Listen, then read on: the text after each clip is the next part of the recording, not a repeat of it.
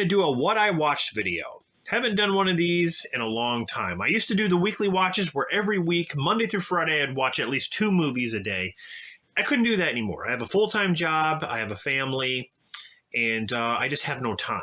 So I decided to switch it up and just do a what I watched. Basically, if I have a handful of movies that I watch over a course of, a few weeks or so, and I feel like I have enough for a video, I'm going to do a video. It's not going to be on certain days or anything like that. It's just going to be random. Just going to show you basically what I watched. Another person who is doing this is it's Dale Stark. Definitely go check out his channel. Once in a while, he will be, posting up of what I watched. So I have a handful of movies here that I want to share with you, and just to show you guys what I recently watched. The first one here is Knock at the Cabin, directed by M. Night Shyamalan. I just picked this up. If you guys haven't seen my movie hunting video, definitely check it out, where I go out to Walmart and pick this movie up. But yeah, I really enjoyed this. I feel like it's a step in the right direction with M. Night. He's received a lot of criticism over the years. It's definitely better than old. I'll say that. But I'm going to be reviewing this movie very soon. Next up, I watched Megan. I love this movie. I know a lot of people say it's overhyped. I don't feel like it is at all. I feel like people overhype the dance scene because there's memes of that dance scene. I feel like that's overhyped, but as far as the movie goes, no. I like it a lot better than the Child's Play remake, and when I review this movie, I will talk about that. I don't hate the Child's Play remake by any means, but there's the scene right there, where she does that dance and stuff. I don't know. I just like the look of the movie, and I just like the chemistry between the doll or the robot girl, Megan, and the little girl that she's with. So, all right. Next up, I watched Stephen King's The Tommyknockers. If you guys haven't seen my video where I show you my Stephen King book collection, definitely check it out. I do have the Tommyknockers book, but here is the 2-part miniseries, in which this DVD is the complete miniseries. I love this miniseries. A lot of people crap on this, but I like it a lot. I like Jimmy Smits. I even like Marge Helgenberger. I think she was good in Species. So next, I watched What Lies Beneath, a film directed by Robert Zemeckis, who did Back to the Future, of course. We got Harrison Ford and Michelle Pfeiffer in this really kind of creepy thriller, about a ghost that is in Michelle Pfeiffer's house, and she keeps hearing things and seeing things, and she doesn't know what to do about it. And Harrison Ford plays a different role in this. It says does for bathtubs what Psycho did for showers. I would agree with that. I think it does.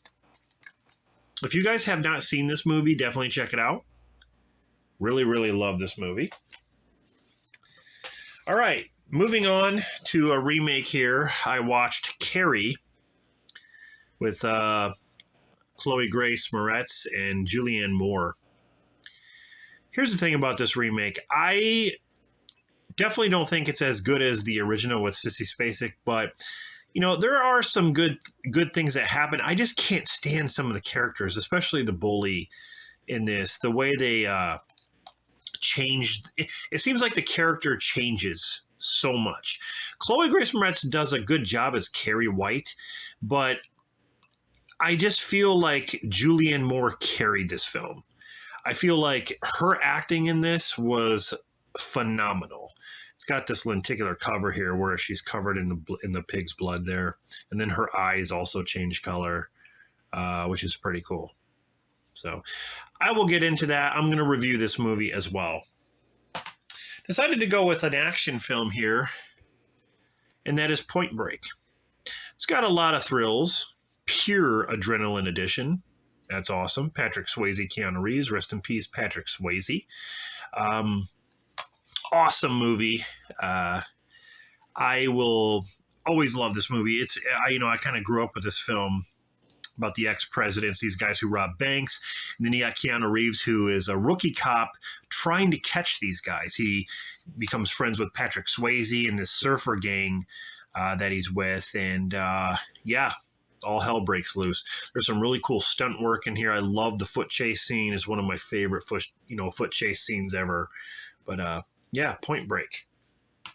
Steven Spielberg's directorial debut in Duel. Yes. I freaking love this movie with Dennis Weaver. Oh, my neck. Oh. Yes, this movie is awesome. About this, guy trying to get away from the semi-truck. The semi-truck keeps stalking him and won't leave him alone. You never really get to see the driver of the semi, but he's always there. And this is a great movie. It really makes you think twice about semi-truck drivers. This movie and Joyride,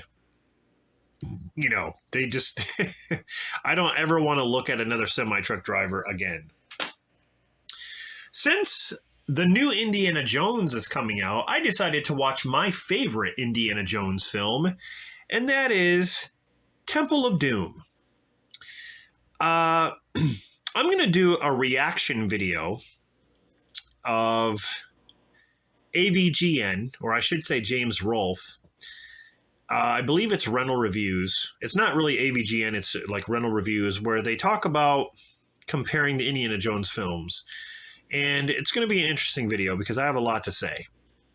But Temple of Doom was discussed to where, it was discussed as being the least liked. And I'm thinking to myself, I don't understand who's smoking what, because honestly, this is the best, in my opinion.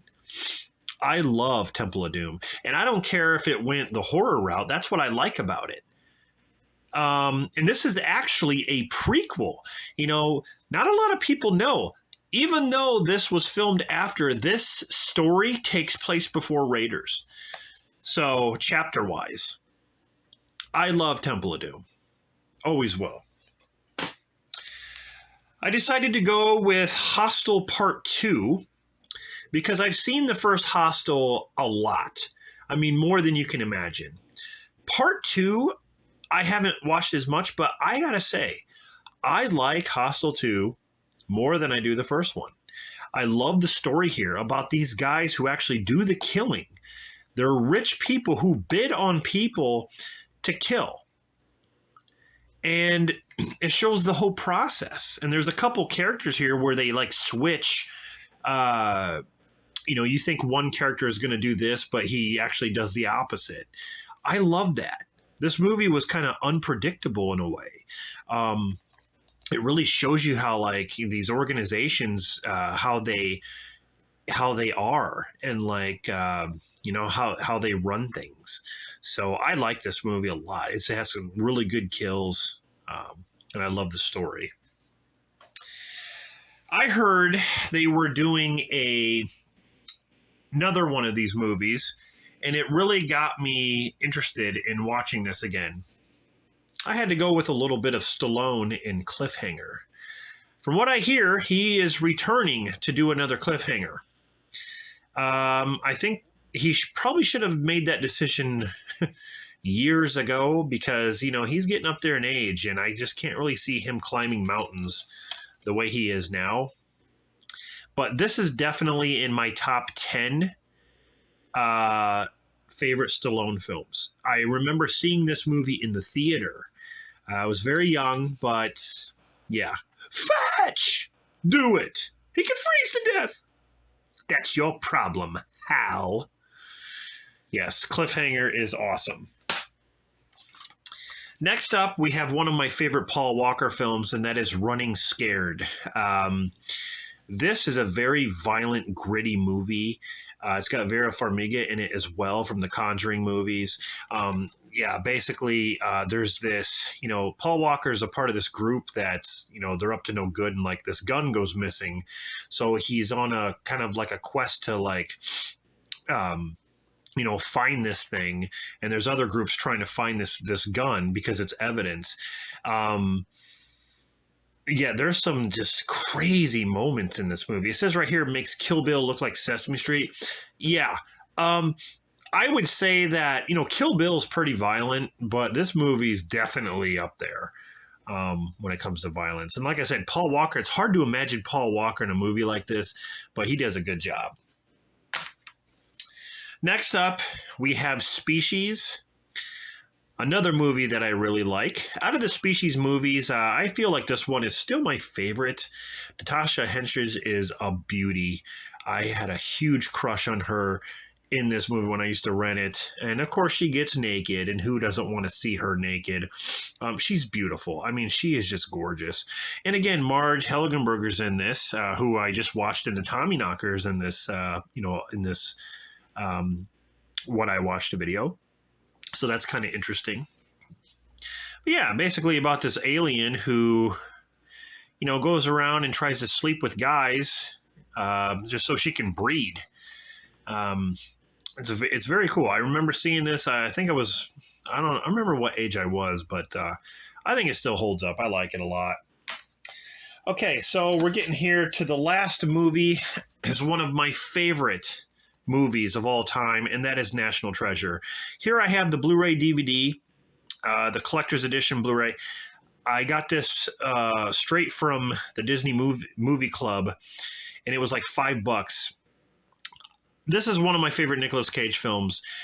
I even like part 2, but part 1, I can watch this movie over and over again. Basically, where Nicolas Cage plays a character that tries to steal the Declaration of Independence because there's a hidden map on the back that leads to a treasure. And while he's doing that, there's another group that is going to use it for their advantage. So he has to steal it in order to protect it. Very cool. They made a Disney Plus series, kind of like a remake, or it's not really a reboot, but it's more like a sequel series, but it really sucked. I couldn't get into it. But this is one of my favorite movies of all time. I love the music. And yeah, Nicolas Cage is awesome in this. So anyway, guys, that's pretty much it. Thank you for watching this brand new What I Watched video. This will be What I Watched number 1. So stay tuned, like I said, for more of these. They're going to come out at random. They're not going to be weekly. I mean, hell, maybe even in 2 weeks I'll post another one, or a week and a half. Who knows? It's going to be random, but this is What I Watched number 1.